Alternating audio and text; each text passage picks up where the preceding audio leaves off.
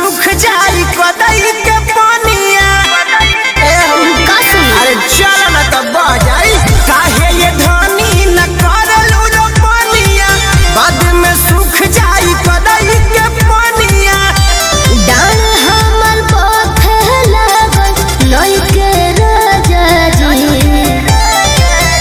जाता निखलावल भोरे लइके राजा जी कि धनवा से रोकत हमरा लइके राजा कि धनवा से रोकत हमरा लइके राजा जी। अरे नार बबू तो खइबू का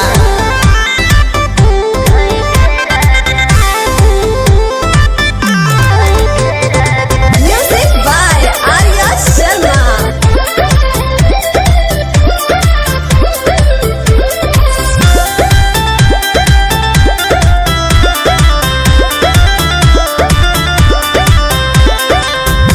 जातनी खियाइब भोले घर ही पाड़ा पाड़ी नहीं जाए के लेवाड़ी में हो बनले टाइब अपन साड़ी बुझली घर ले टार पड़ी की करबू न काम त जाई खेतवा पिछुआई धनिया रहिया बंद हो जाई त कैसे फिर रोपाई धनिया।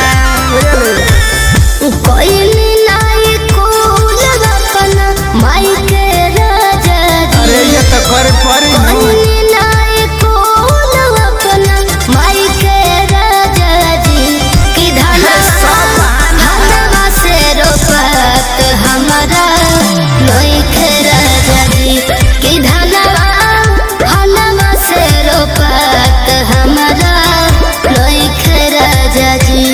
बैठ के ना चढ़े के भेटाई।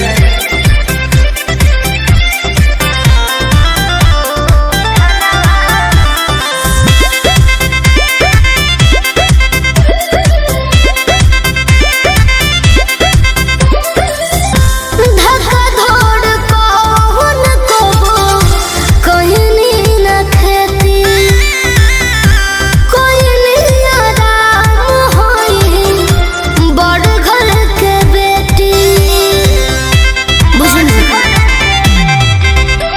कि पापा हमें राजा तोहर देले बड़े आराम ये रानिया कि हम तो खोजबे करब कमावा होई किसान।